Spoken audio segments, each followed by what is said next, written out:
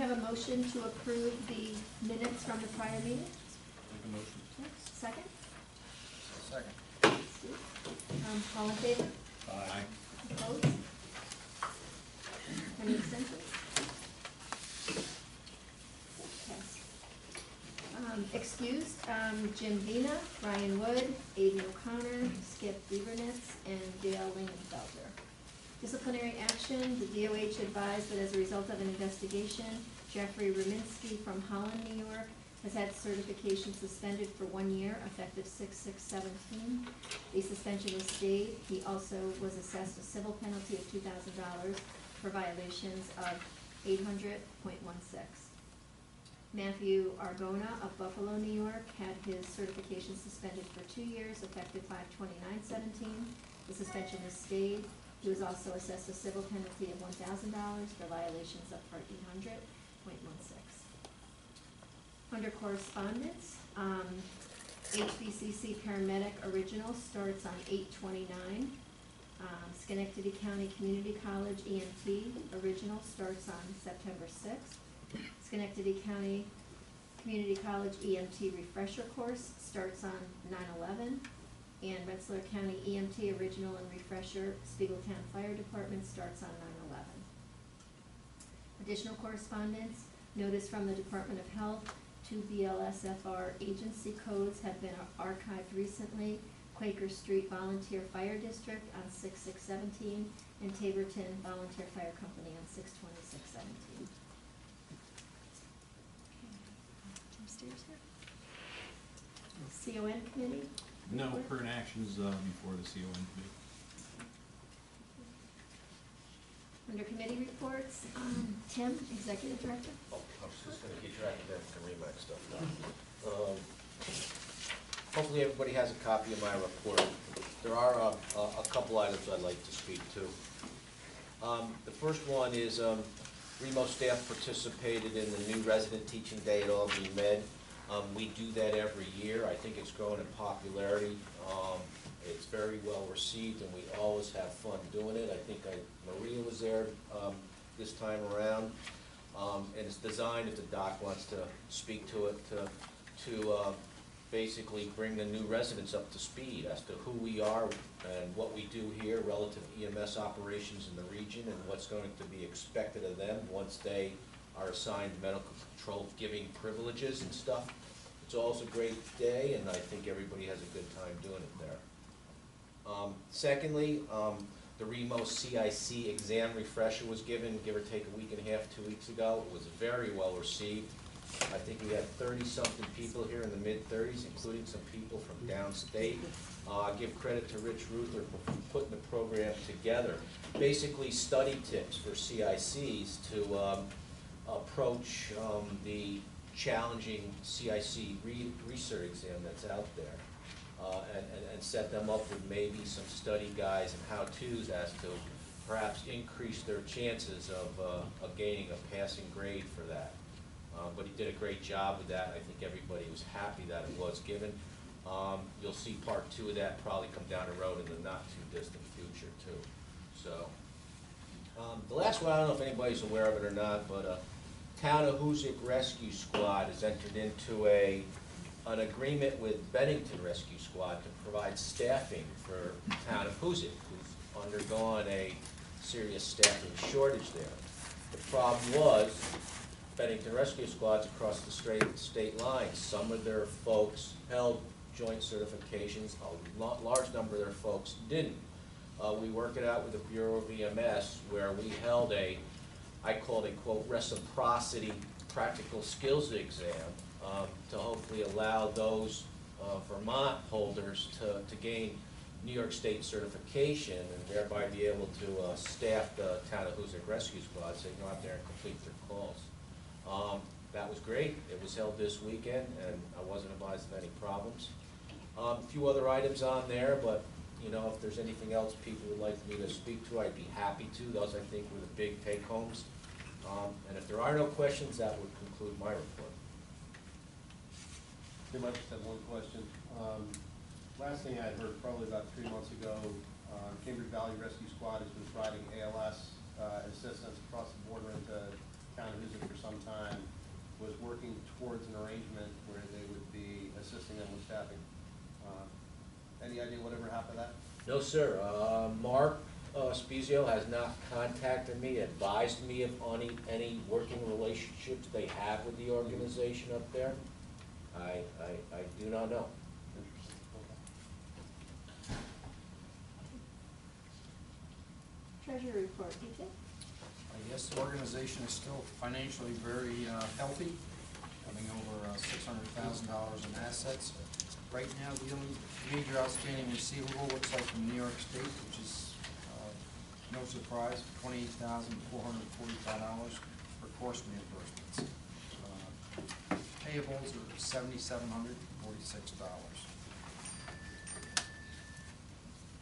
Any questions for PJ? I just, Pete, is this the report that we get, is this essentially just do we use QuickBooks, and is this just an Excel printout of that data? Go out to ask Tim that question. Dave runs QuickBooks, doesn't he? Yeah. Yes. I guess my only suggestion might be that we actually use the QuickBooks report and not even bother with doing this. I mean, I guess we've done this for a long, long time, and maybe before we had QuickBooks. Since my first day here, and Rich could probably speak to that as well. I don't know how long it's been done, but As long as I can remember. Longer than I can remember. It was before Rich. And I'm just thinking, like, when you were doing your budget, it may be easier for you, as an example, when you're presenting a budget for the next year, that if you had, you know, the budget variance report, and I can't remember what we did recently, but we created some kind of expenditure that didn't exist in the past. If that was just automatically added to like what QuickBooks did, and then we, you know, essentially you're printing the same thing, but if QuickBooks already does it, why bother to throw it in an Excel file if you can just print that report and have that?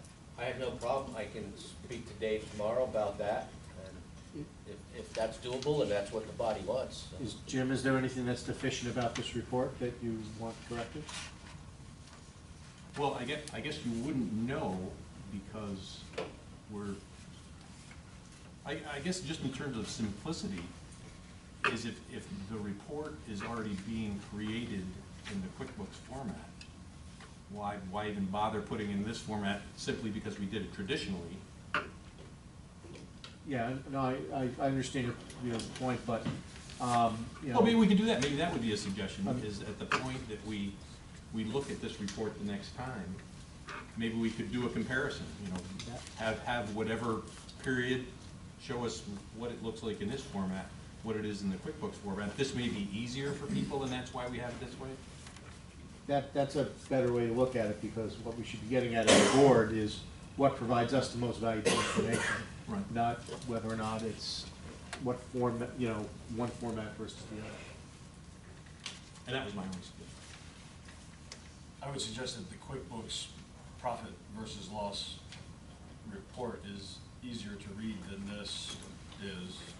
And if he's entering data manually into a spreadsheet, it's not very efficient to have employees of Remo typing things manually into a spreadsheet when QuickBooks generates a report in a split second. So I kind of agree with Jim in that sense.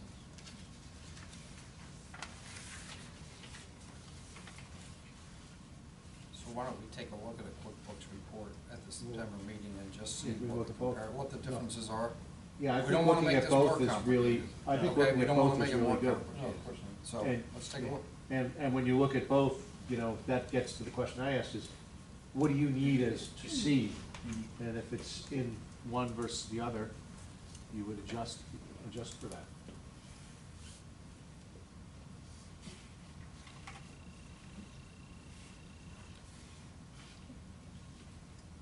Any questions?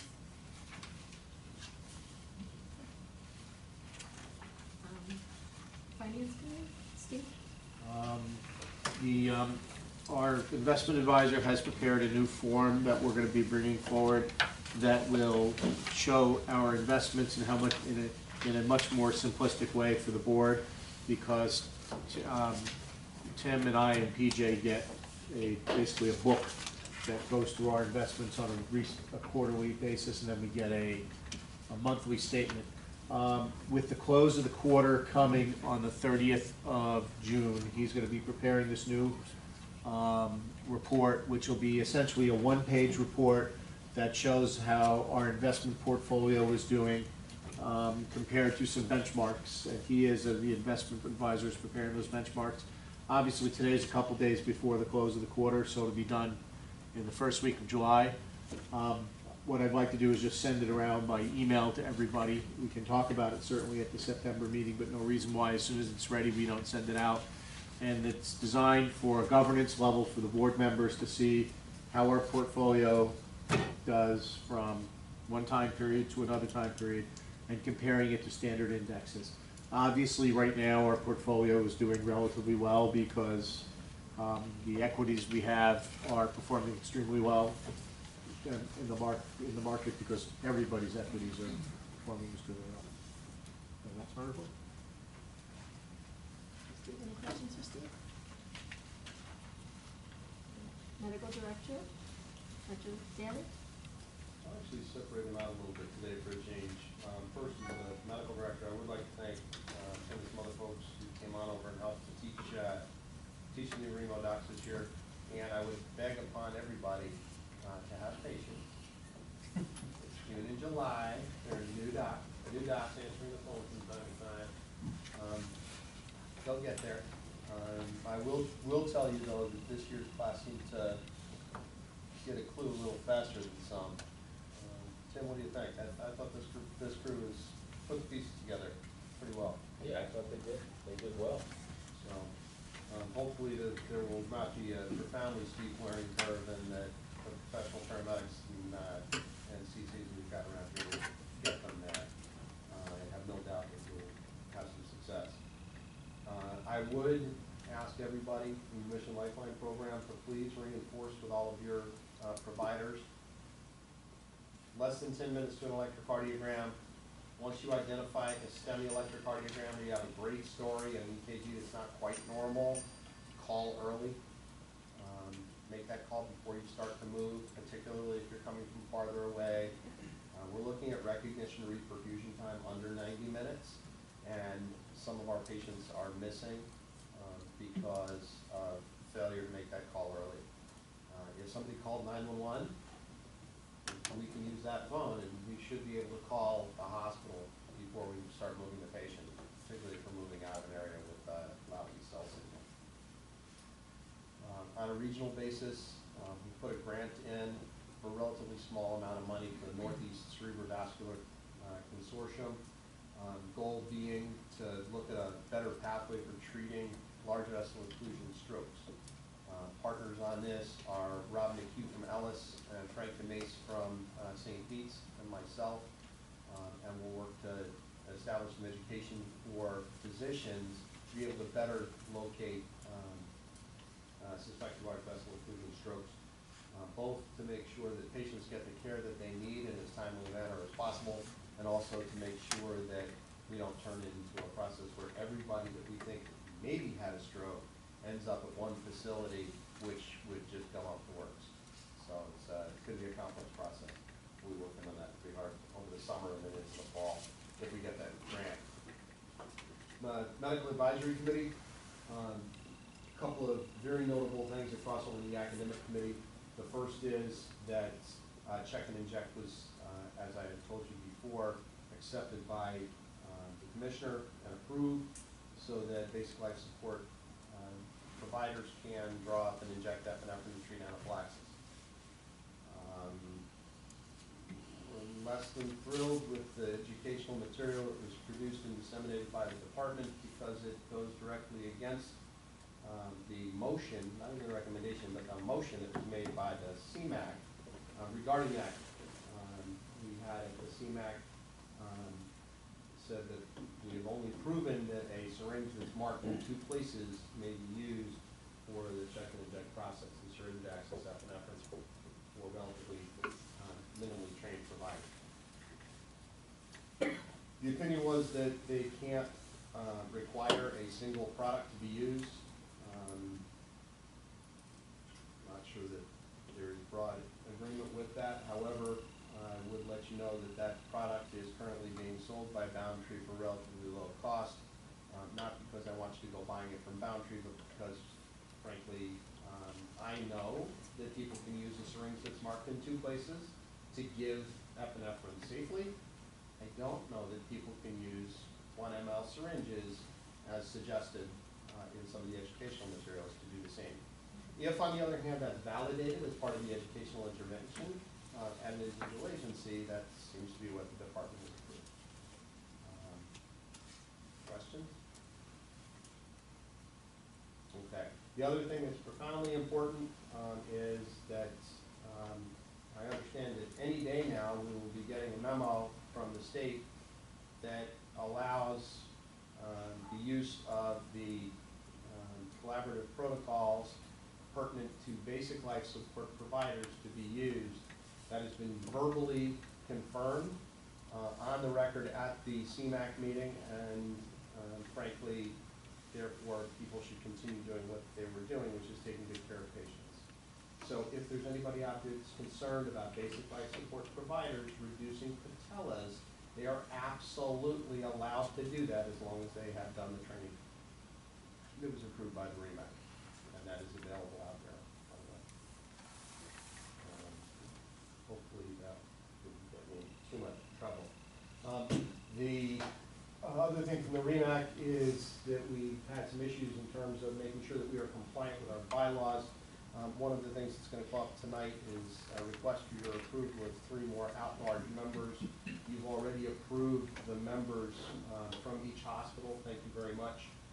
What we're doing is establishing compliance with bylaws to make sure that we are fulfilling our regulatory and statutory requirements appropriately. So, thank you when that comes up. That's all I got. Any questions for Dr. Bailey?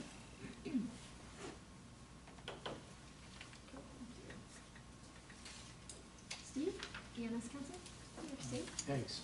2 of our region's award winners have been selected as New York State winners. Brenda Wood from Rensselaerville has been selected as the New York State BLS Provider of the Year, and Chrissy Murphy has been selected as the New York State Emergency Nurse of the Year. Both of those awards will be given at the Vital Signs Conference. Registration is now open for the Vital Signs Conference. It's October 25th through 29th. It's going to be held this year in Rochester, and the program is now out on the internet, all the CME sessions that are being offered. I was not at the last meeting, so I submitted my report in writing from the last State EMS Council meeting, which happened in May. I think everybody got a copy. The highlight of that meeting was that the critical care technician is now being sunset over time, and that the training that is being offered for CCTs will be suspended. The CME program will be operated for a period of time, allowing those agencies that utilize CCTs, and I don't think it's a heavy presence in our region, it is very heavy in some other regions, to either take a upgrade to the paramedic level of service or to find themselves a home in the AEMT level of service. In all, the transition is going to take a pretty long series of years, but there'll be no new AEMT, no new CC level classes beginning after January of next year. Steve, any questions for Steve?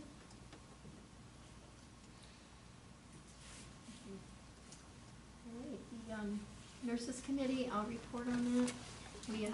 We met on June 6th, and we had a fairly good representation.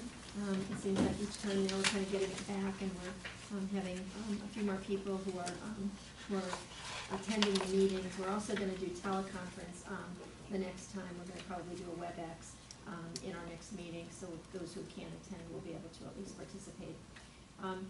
So we talked a lot about crisis patients, mental health, behavioral health patients, and how the volumes have increased. We're all seeing a higher number of psych patients coming through our doors, and a lot of children and adolescents. We're seeing all the EDs are experiencing the same thing, and I think our biggest challenge is managing them to keep them safe until they're seen by a crisis evaluator. So we've kind of talked about some of the different ways that we do manage them and how it just takes resources, because we certainly have to have a tech sitting with them or one of our staff to, be a one-to-one sitter until we can get them evaluated, so we had quite a discussion about that.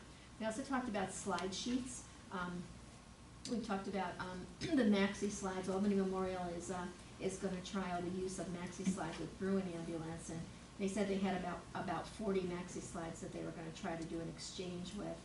Most of the EDs have hover mats, so that was a discussion that we wanted to see about doing an exchange. We wanted to bring it here, to do a one-for-one exchange, with the emergency departments, and really to, save, if we could somehow figure out how we could, do that one-for-one exchange, get the initial, hover mats that you would need to transport the patient, and then do an exchange once that happens. So, we discussed, about having maybe, the hospitals, trying to donate some money. Most of us, as I said, have the hover mats, already, in our EDs with the canister. So, one of the nurses from Memorial, Amanda Behringer, was going to reach out to the company to see if they, would give us some kind of a deal on a large number of the hover mats, in addition to that, to see if the canisters, if we purchase the mats or vice versa, that we might be able to get, some of those extra. Dr. Daly, did you want to? No, we actually did a show and tell. Scott was nice enough to bring one of the hover mats and a canister from Valatia, where Okay. they're deploying these in partnership with CMH. He was nice enough to do a show and tell at the REMAC meeting, and actually just dragged me around for a little while. So, it was interesting. I think it will be a great tool if we find a way to do this in a fiscally prudent manner. It's gonna hopefully preserve them back. So. Scott, I know that's on the agenda later on, so you can maybe speak to it then if you want to, but, you would want us to talk a little bit more about that. Again, the strain on the backs of both our nurses and EMS providers, and hover mats really should be used definitely on the bariatric patients, hip or femur fracture patients, trauma patients, unresponsive altered mental status changes, patients who are not able to move, with open wounds, frail elderly, and stroke patients. So again, a lot of us are using those already in the ED, but, if we could, work out maybe a one-to-one exchange, that would be, certainly beneficial for all of us. Talked about the one-for-one exchange, Solu-Medrol changed to Decadron, and then we discussed the narcotic exchange, which is different in every hospital. Some of them go to the pharmacy, to get it, some of them get it through the emergency department, so there really were no issues with that. Talked about PCRs, St. Peter's reported that they're not always complete. Cincinnati Score and Last Known Well are not always documented on the PCR, and they're trying to chase that down. Some of the PCRs are still getting lost. The unit secretaries at Memorial have this separate sheet. They have it's like a lime green piece of paper that they write on for any patient that's brought in, with stroke-like symptoms. And they document, all of the, elements that are here, the stroke times, the time the call came in, all of the information that's here. So we're actually gonna incorporate that at Saratoga now. I think we're gonna do like a hot orange. Theirs is like a real lime green, but, so it's really, that was that nice tool that they're using, so, and then they would give that to the physician, put it on the patient record, and, move things along, really quickly. What we do at Saratoga is if they, bring a patient in with stroke-like symptoms, we notify, the CT right away. We have a CAT scan right in the department, and we just bring the patient right to CT, right from the ambulance, and the nurse will go with them and just do that quick, rapid assessment, and, most importantly, getting that CT, on arrival, and then we, take it from there. So we all had a lot of discussion. Ellis Hospital is having difficulty getting PCRs, from some of the ambulance as well to their fax machines, so they're gonna try to work that out kind of, offline to see if they can, figure that out. Strokes, Dr. Daly, as he mentioned, working on a grant with Dr. DeMasi from St. Peter's and Dr. Rob McHugh from Ellis, to support the regional stroke program for endovascular care.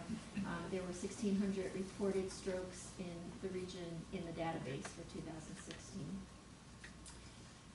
And the next meeting dates, we're gonna meet, so it's gonna be every other month, and September 5th is going to be, at Albany Med, and then November 7th at Ellis. So hopefully we'll get this moving and, have more participation.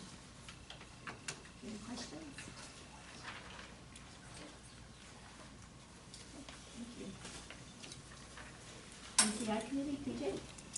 Yes, the regional MCI plan that we have in place was tested at our active shooter drill in Columbia County. 5 strike teams were requested, and I'm happy to report that we had 25 ambulances that technically would have been on the road.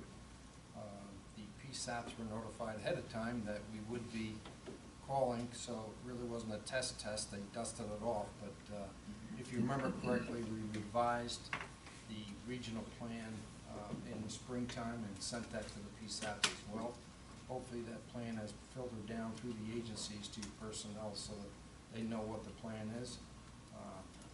Just want to mention that, you know, we don't want to wait years to revise this plan again. It would be good. It's a fluid plan, so if you notice that there are changes that need to be made, you know, please let us know, let Tim know or myself, and we'll try to make some of those changes as we move forward.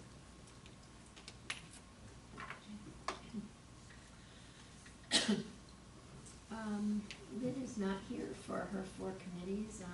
She didn't ask anyone to report for her, did she? QI committee, D? Just a report. Okay. County reports. Brian is excused. Any report from Albany County? I was reading. Columbia report. PJ. Yeah, like I just mentioned, we did have our active shooter drill in May. It was very successful. The goal from an EMS perspective was to integrate EMS together with fire and police in going into a situation and into a warm zone, whether it be a school or a building or whatever. That was met, that goal was met. There were obviously lessons to be learned. We had a hot wash about 2 weeks ago over it with all the agencies involved, fire, police, EMS, emergency management, school officials themselves. There were lessons learned from every participant, and it's our hope that we'll come back again in a short period of time with some of those lessons learned and do this again. The other issue is, just an FYI, I just received a text, it's kind of all over the news tonight, that the heroin epidemic in Columbia County is alive and well. Since Friday night, we've had 13 overdoses. We've had 2 fatalities, and Narcan use has been, well, it's been widely used this past weekend. So again, be prepared, it can happen anywhere. Obviously, there was a bad batch out there. In Sunday alone, we had 7 overdoses in 7 hours, and it did stretch from one end of the county to the other. So it's a sad situation.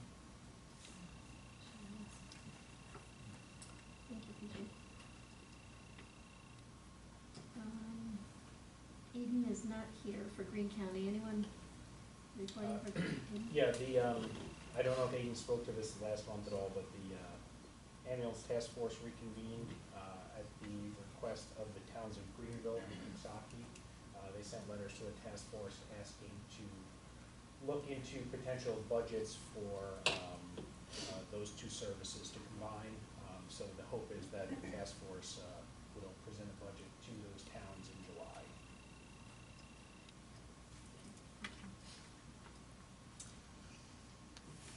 Remsco County, Amy? No, Just everybody have a happy summer, safe and fun. Kevin? Saratoga County is going to be holding a veterans ENT class. We did it last year. It was actually quite successful. Details will be forthcoming. Jim Vina is excused. Any report from Schenectady County? Okay, thank you. Nope. Under new business, Steve is going to talk about the course sponsorship renewals. Sure. We had a couple of course sponsorship renewals that were sent out by email. There was some banter back and forth about whether we should be approving them by email versus at person in meetings. Course sponsorship renewals are different than the course applications we get the course applications each month. That's for information only. That does not require the Remsco to approve, but the course sponsorship does. When we were chatting back and forth on email about the course sponsorship renewals, one of the things that came up is that sometimes we get pushed into doing them by email because they are coming to us late. and someone's putting a gun to our head and basically saying, I've got 3 weeks to do this, and even though they had months to do it. I think that Tim has talked with the DOH and then talked at the executive committee meeting a little bit about it, and he met with Terry Hannigan, our attorney. We can't like fine somebody for having their core sponsorship renewal being late. But we do not have to be accommodating to them. So we don't have to schedule a special meeting or an email vote if we do not wish to. Those core sponsorship packets go out with people having enough, they should be submitting to them with enough time to get it in, so that there's a reasonable amount of time. We talked about a few strategies earlier tonight in the executive committee meeting. One of them is that we just frankly don't have to bend over backwards for people that can't seem to get them in on time, and tell them that we either get it in on time or we're not going to be able to bend over backwards for you. That means applying the same standard to everybody. You can't like do a favor for somebody and calling a special meeting and not doing a favor for somebody the next month. We can make people know that the expenses of a delayed core sponsorship will fall on them. So if you get it in, Just interrupt for a moment, yeah, Steve. please. Core sponsorship renewals or certificate of need applications? Really? I think you were talking about their CON applications there. Okay, all right, maybe I confused that, that's fine. But the other thing is that Tim said that he's been looking at the core sponsorship renewal calendar a little bit himself, so he can let people know when they need to get it in. Bottom line is we can't make people get them in on time, but we don't have to go through extraordinary means if people can't figure out how to get them in on time. That's sort of aside to the issue of these core sponsorship renewals. The question was asked, should we vote on these by email? And Scott really asked that question, or do it in person. I think because there wasn't comfort with it, was not completed by email. It's going to come up tonight for a motion for the core sponsorship renewals. In addition, we did do Tim did a conversation with our attorney, and a copy of that was in the materials for this meeting, about is electronic voting permitted and under what circumstances. That memo is now available for all of us to read. Basically, we are allowed to vote on many things by email, but not certain things. So anything that is subject for debate, like a CON application, or a major policy change, basically anything where there's going to be a robust discussion should not be done by email. But something like, we need a motion to pay the AT&T bill that came in late after the meeting, that can be done by email. So that's really the backdrop of it, and we have got the Mohawk Ambulance and Sarah County EMS core sponsorship renewals to be dealt with tonight. There's no motion on the floor. The motion would come from this body to put them forward for approval. Motion. I'll second it. All in favor? Discussion. Discussion? Should they really be separate motions for each individual sponsor? They can be. It was no offense, Steve. You made a motion that didn't really have any verbiage to it, so I wasn't sure what the motion was. Motions to approve the course application? Which one or both? Both, if we can do both, or if not, then the first one, Mohawk. It's really up to you. I mean, if you split them out, that allows there to be discussion on each one, should there be discussion on each one. So, why don't you do Motion one? to approve Mohawk ambulance's application. I'll second it. All in favor? Aye. Opposed? I make a motion, we approve Saratoga County EMS Council's. I'll second that course sponsorship. All in favor? Aye. Opposed? Just one note, even though we voted it clear, these applications aren't even due yet. They're not due till the end of the month. They aren't late, none of them are late. and there's no negative effect as long as you act in a timely Yeah. manner on them, there'll be no negative effect on anybody. Right. So they aren't even remotely late. There was And no- the ones that you were talking about were 2 and 3 weeks early. What I was saying is that, Tim expressed to us, not about these specific applications, but often when we get pushed into email votes, it's because something has happened that pushes us. We know these applications are not late. But I do wanna ask Scott, you had mentioned in the email that this was an issue about how we use email voting.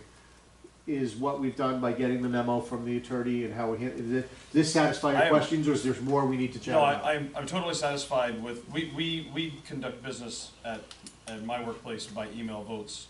Our board does that. We have a policy, though, that lays out under what circumstances and how that takes place. And I don't feel like we have that here. I feel like we receive an email with an attachment from the executive director that says, and no offense to Tim, this is just how it's been done. But we just get an email with an attachment that says, this is here for your vote. And that's not, in my estimation, that's not a good procedure. And I don't feel like that follows any sort of set policy. So I feel like if we're gonna do that, I'm comfortable with it, I'm fine with it. But I feel like we need to have a policy and we need to follow it. Maybe the thing to do is to ask Tim to write it as a policy, working from the work done by Terry. Eventually, that has to make it into our bylaws. As a quasi-public corporation, we're required to have certain things that go into the bylaws. But if Tim writes it up as a policy, then it's very easy for this body to convert that policy into a bylaw amendment that can go through the amending process, and then the policy becomes part of the bylaws.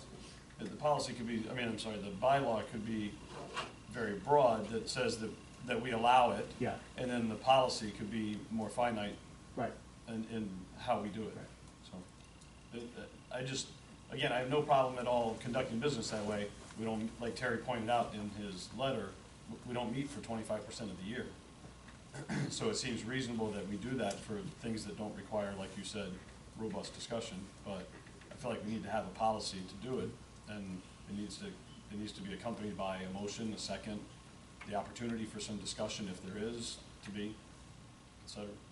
Well, I think Terry was pretty clear about it in his commentary, that it could be in the bylaws, but it can also be accomplished by the group all saying, yes, we can have an email vote on this specific issue, if anything were to come up. So the first question that has to come up is, this will come to an email vote, do you all agree? Everybody agrees, then it can go to a vote, and that gives an opportunity for discussion. Yeah, I just know that can be terribly cumbersome for whoever has to manage tracking. Did everybody actually agree that this can come to an email vote? So Tim, for instance, has to send out an email saying, is it okay that we put this to an email vote? Then he has to track 30 responses and or at least 15 or 16 of them, and then say, okay, I got an affirmative on this, now I'm gonna put the question out again. It just seems kind of cumbersome if we just have a policy in the first place that says we're gonna allow it for No, under it's these worse, circumstances. according to what Mr. Hannigan sent us, everybody has to agree. Correct. Fair enough, Or right. All 30. Yeah, Everybody Right, has fair to enough, agree to right. vote. yeah. That's our. Again, very cumbersome, so, But it's the way, but again, if you don't meet for 3 months, it's the way you Yeah. just, yeah. But also, if everybody on the body knows that's how we're doing it, and Tim starts Right. beating them up, saying, I haven't heard from you, they know they have to respond. in as much as it's not our obligation to accommodate late course sponsorship renewal applications, it's also not their fault or their responsibility to keep up with our meeting schedule and whether or not they need to get it in May because we're not gonna meet in July. So, if their normal time to submit it would be in July and we happen to not be meeting July or August and now their sponsorship is going to expire, I think it's reasonable for us to act on that by email. So, Just for purposes of institutional memory, because I can't remember, but Jeff, or anybody else that has this kind of institution, have we ever voted one down? By email vote? Not. No, Just have we ever voted Of down? course, sponsorship, and not that I'm I aware don't of. think so. And not only that, tossing this out, we're gonna have a discussion. If, as long as the applicant submits his application by the deadline, Right. he's fine with DOH. DOH will wait for the response from this organization. It's not like there's a giant gun, other than to get them in on time. Um, Andy Johnson sent out a reminder, and that's one reason I pushed for Terry's opinion quickly. He sent out a reminder last week advising that midnight, June 30th was the cutoff date for those applications. If they were not approved, or they were not submitted to They were DOH, there could be, submitted, not approved, there could be submitted. complications for both core sponsors. That's why I tried to push this through quick, so. But the point is, it isn't your approval that they're waiting for, it's the fact that the organization submitted their packet on time. You still have time to work on it. Nothing says that you have to have it done and approved by July 1. Yeah, if It's there's not the some- way I interpreted Andy's email, but I'm totally fine with that. Please check with Andy or Gene, because they're The that's my state's understanding. administrative, whatever it's called, SATA, I think is the acronym. SATA, the law. State Administration Procedures Act. Procedure law, yeah, so if the stuff is submitted on time, you're Well, covered. we used that for CON, and we did that the last two Right. CONs we had. My guess is the Yeah, same it would bought apply. ti- It bought time, Yeah. but the way I interpreted Andy's last email relative to let's get this stuff done, that's why I tried to put this on the fast track. And you may have gotten that notice from Andy as a core sponsor, not so much as a Remsco. You may have been telling you folks, as they did for all of us. I think it was the opposite, I think it was asked for We got the Remsco, same, because, everybody did, and It's we'd already something in submitted core ours, so. sponsorships too, so. Just like they've been sending out memos saying that if you don't turn in your student apps by this date, your class is not going to test. So there appear to be some people who aren't getting it done, so. Mhm. I have to say this though, Tim, it is really appreciated the work you went through, and you actually got it out. And that you deserve a thank you for. The discussions that ensued, it's good to see everybody's reading everything and participating. So it was a healthy group of discussions, and we actually had something come out of it, so now we'll have our policies relative to this.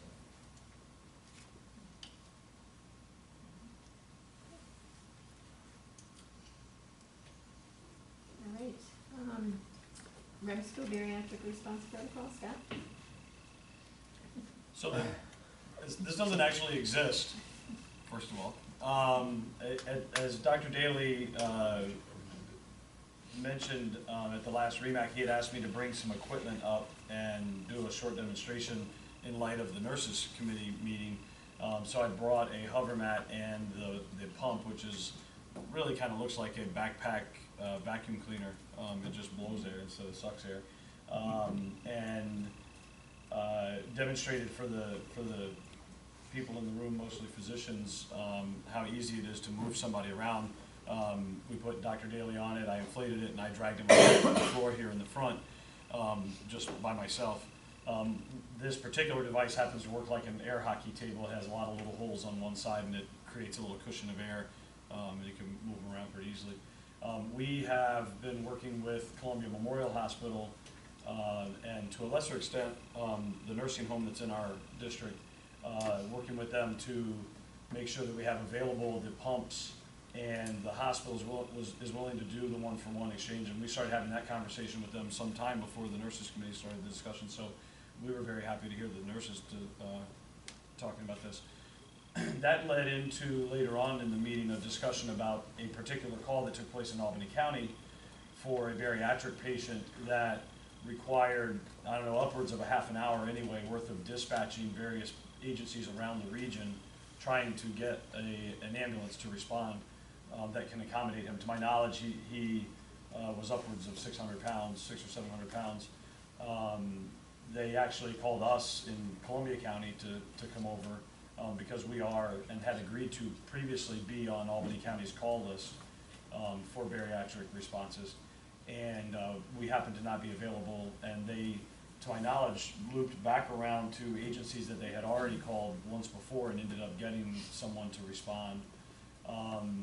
That led into a discussion as to whether or not we should have a regional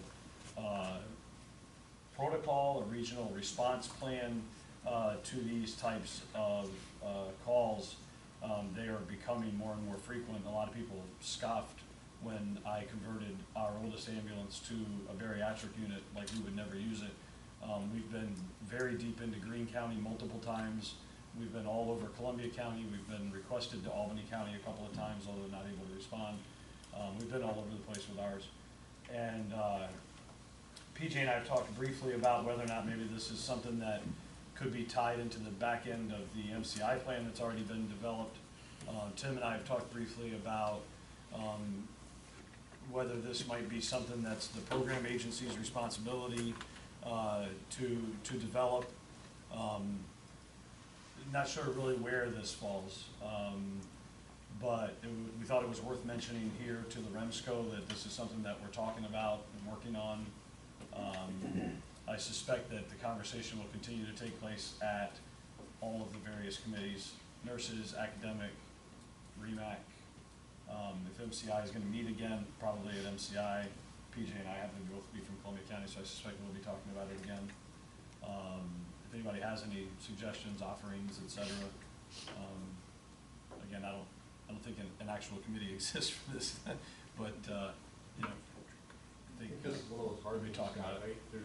There's no way to build a decent business model around it, because you can't charge any differently for that response than you can for anything else. You get a significant investment in gear, it's a particular risk to your personnel, and you're gonna be responding longer distances with no additional compensation.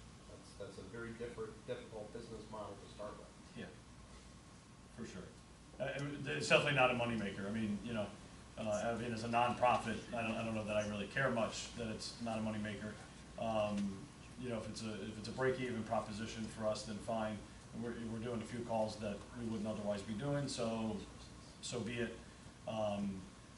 We invested money not only in the equipment to move the patient on the ground, i.e. stretcher and ramps and winch, but also lots of patient moving equipment such as hover mats and pumps and the hover jack, which is actually a bigger device that works like an airbag to lift a car, and some other devices that strap to the stretcher and hold big patients. And so we've invested some other money to use with these bigger patients.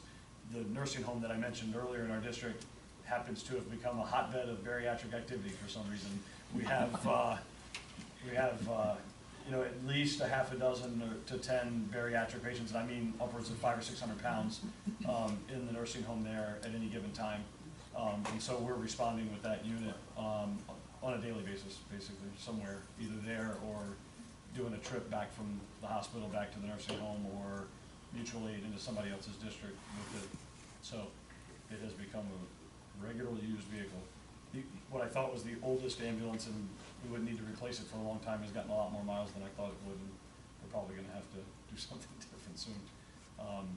But I'm definitely willing and able to, you know, participate at whatever level in helping develop some sort of regional thing and trying to figure out with Tim, with PJ, whoever, some sort of regional response to this problem. Scott, what was the discussion with the hospital? Was it Columbia? With Columbia Memorial? Yeah, So- because they weren't at the nurse committee meeting, so. Yeah, I don't participate much at that committee meeting, unfortunately. They, so the head of their ER happens to be a former EMS person as well, and so he understands, you know, our side of things, and so it was a really easy discussion to have with them about equipment. They were using the mats anyway. We were looking at the other device that they make, the hover jack, and so we started talking to them about the mats, and they asked us if we had one patient that was going back and forth pretty regularly, and they asked us if they gave us the mat, if we had the ability to get it under him while he was in the nursing home, before we brought him down to the ER, because then it would make it easier to move him once we got down there. And that, it was really that one patient that precipitated the discussion about them just giving them to us and us keeping it on the ambulance. We were gonna have the pump anyway because of the hover jack that we were buying and investing in. And then we started talking to the nursing home, and they were willing to invest in pumps and keeping pumps on the floor so that we didn't have to, if we had our pump in the ambulance, we weren't gonna have to carry our pump into the nursing home. So they were willing to make an investment. The hospital already has a pump, obviously. So they were willing to basically provide the mats up front and then swap them on a one-for-one basis. And mainly because we can't itemize bill and they can, is really what it boiled down to. They obviously didn't want to see us take their mats and head up to Albany with them. So that was kind of part of the arrangement, but I don't think that they would have lost sleep over it if we did. We just purchased the hover mat, or the hover jack at Saratoga Hospital. Oh, really? So we in-serviced everybody. We've actually used it twice, and one is consultations that were brought in by car. Wow. Yeah, and we're keeping it unchanged. But it really does save the backs for sure. Yeah. Just side note on that whole device, we actually had them make a custom one to fit our bariatric stretcher, to basically turn our bariatric stretcher into a power stretcher, because the bariatric stretchers are not power, and we don't want to have to lift them. So we had the hover jack company make us a custom size one that we could inflate and raise the patient up to the level of the nursing home bed or the hospital bed, so that we didn't have to get 8 people around the stretcher and lift the stretcher up. So that was what we did with the hover jack. Any questions for Scott? So we'll keep pursuing this. Maybe I'll reach out to the director of the ER down there and Yeah. involvement, even if we do it as a. Yeah, I think if you're harassing him, well, I think I gave you his Yeah, contact you information did, last week. Yeah, I and think if he you're is- harassing him, he's on he'll, the committee, so. yeah, he'll get involved, I think. Okay. All right, good. Thank you. All right. So we talked about the policies. The only other thing I'd like to add with the policies for the course sponsorship is we discussed it at the executive committee that we'd like to just send out a reminder to the agencies to, prior to their deadline, and then also send it to the CON committee for their input as well for the policy. So we will do that. Remsco endorsement for REMAC at large, Dr. Daly, would you like to speak to that? So there are 3 people who would like to be REMAC at-large members, showing 3 open remote REMAC at-large seats. They are Dr. Doynow from St. Peter's Hospital, Medical Director of Gilderman EMS, Albany County EMS, the Chair of the CMAC, as well as Dr. Bosco, the Chair Emeritus of Emergency Medicine at St. Peter's, former President of New York College of Emergency Physicians, and Steve Hassett, Director of the Urgent Care Centers across Albany Med's Urgent Care Centers, member of my division, and Medical Director for a number of agencies across Southern Albany County and Greene County. And I bring those 3 forward with the hopes of your endorsement. I'll second that. Oh, do we need an additional motion or not? Or is this a second? He just made. I think I made a motion. Okay, so all 3 at once? Yeah. I was confused. We can do them one at a time. There's three nominations for 3 spots, so. The other thing to note is that these are 3 of the people who have been most active with REMAC over the course of the last 2 years. All right, Dr. Sam Bosco. do you Can have I- a motion to approve? Is it Oh, discussion after the motion and second? Yep. Sorry, go ahead. Doing individual motions, or? I make a motion that we accept Dr. Sam Bosco for the regional MAC. Is that acceptable, Dr. Daly? I know it's already done, but let's do one at a time, get it done, get it done. Knock it out. All right? second, I'll just second. okay. Any discussion? So, I had, when Tim mentioned this, by email, I had asked if we were gonna see CVs or anything ahead of time to Tim has peruse. all the CDs, so. I said no. You did. Okay, my spam filter must have eaten that up, cause I didn't get it. No, it's fine, if they went out and I didn't get them, that's fine. There was some discussion at the MAC that there wasn't a whole lot of notice and that some physicians might not be aware that these were being filled in a short timely manner. All of the physicians that have had attendance at the REMAC over the course of the last 2 years were notified. Gotcha. And were they given any sort of deadline to apply and Last week. all that kind of stuff? Last week, so they would be available for this week, so we can get this back and get ourselves compliant with the bylaws at the September meeting. Gotcha. Thank you for clarifying. Second, let's start, do we have a motion? Yeah, we can give a second. Jeff, second by me, so vote on Bosco. All in favor? Aye. Opposed? Make the same motion for Dr. Steve Why not? Hassett. Dr. Doyle. Dr. Domingue. That's okay. I'll second that as well. Second. Discussion? All in favor? Aye. Opposed? Okay, and then Dr. Steve Hassett. Motion, I'll make a motion for Dr. Hassett. You second. happy to second it? Any discussion? This one's approved. Okay, All those in favor? all those in favor? Aye. Opposed? We're good. Just a comment, if I may, and maybe Dr. Daly could bring this back, but I found it incredibly humbling to read these guys' CVs. If you have been around for a while, or have gray hair at this table, you probably know these guys because they've been involved for a very, very long time. And I think it's,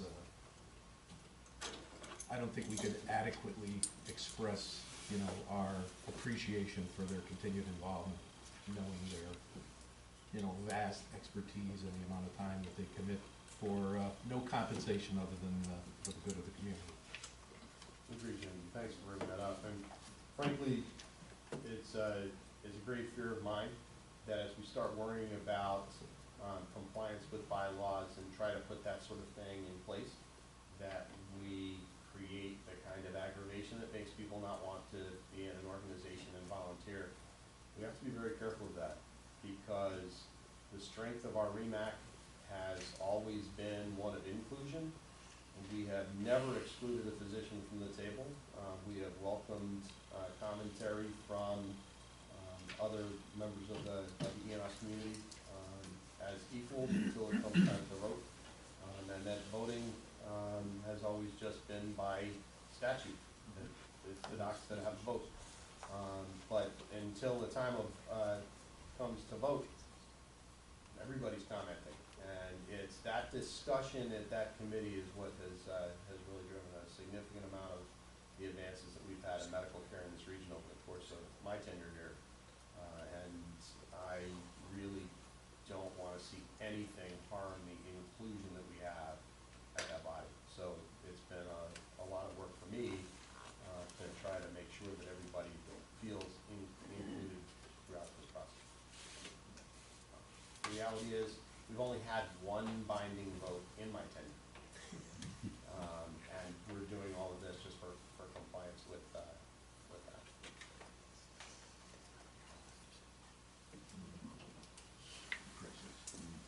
Under old business, Dean, did you want to talk about IT? So we, months ago, discussed the upgrade to some of the AV equipment. Specifically, you started out with the projection and the audio for that. And that discussion was like a motion, a second motion. And in the discussion, we included into that project not just the AV system, but the teleconferencing capabilities, and then on top of that, the video recording that goes on through this. And those are three very separate and distinct projects, but we kind of commingled them.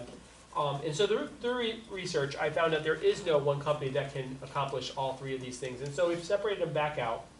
And we have a proposal for the AV system alone. So we're going to look at a new projection system here with upgraded speakers and amplification and a simplification of the way the system works. So we want a higher end system, but it to be much more user friendly, and those two things don't usually coexist.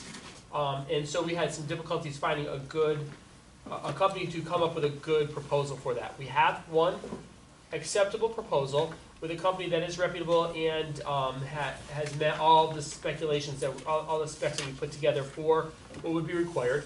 And that is a system for here, and is a system, identical system for the, in the back room. And there's some tweaking of that, if that system is gonna be mobile or not, and serve as the backup for the system or whatever. But it is two almost identical systems, and that proposal comes to just about $10,000. The proposal for teleconferencing and the proposal for the recording are going to be a completely separate proposal or a separate presentation to the group, and we'll be requesting money obviously to do those upgrades. At this point, to do a high-end video recording system like they do at the CMAC, or even something close to that, would be close to $20,000. So it's an unfunded mandate. So we're looking at some different aspects of what we can do. Maybe it's just a higher end camera with a microphone that's remote in the center of the room. Some things that are much less technical, much less expansive, like we were talking about.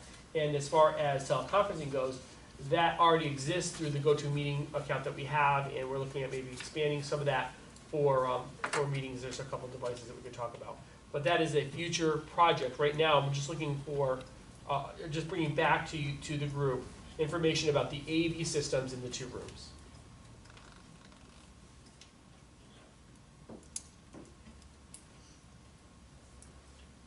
Is this the system you want, and Tim and you guys have discussed it, and this is what you think will work?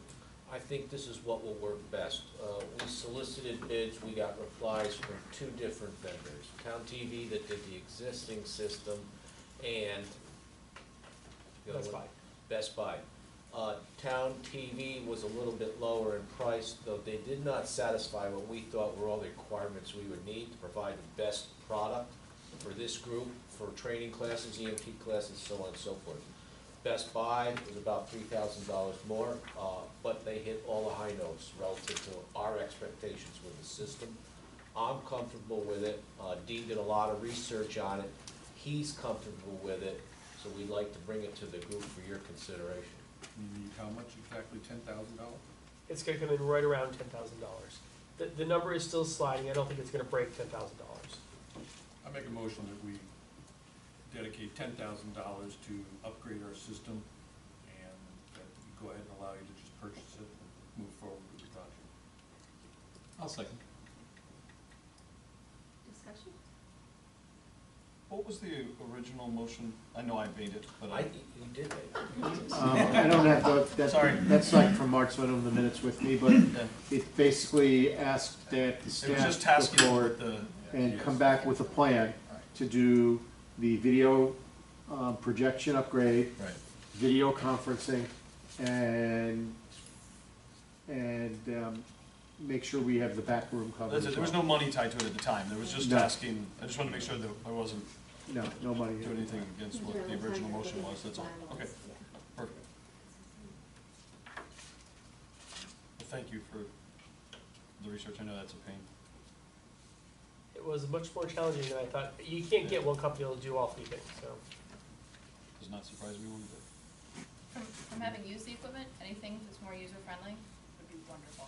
Yeah, you know what, that's the sticking point, is that you go and you say, I needed to do these things, and they come back and say, well, here are the things, and we're gonna put this back here, and we'll put this over there, and but I don't want that. And they don't hear that, most companies don't hear that, but this is the way it works. And that's how we really got to Best Buy. That's how Town TV got disqualified, is because they won't make it user-friendly.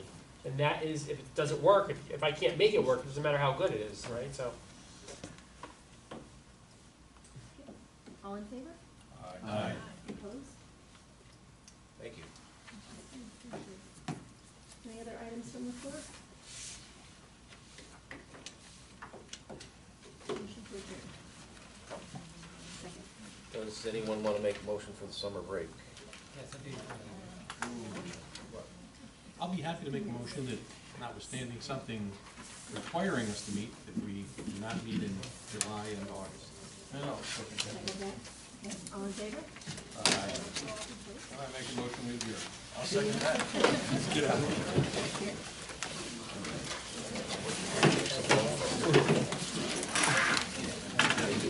Yeah, I understand.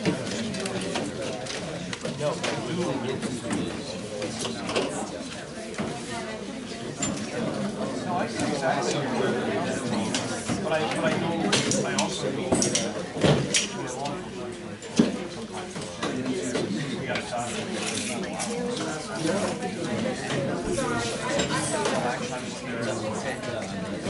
Yeah.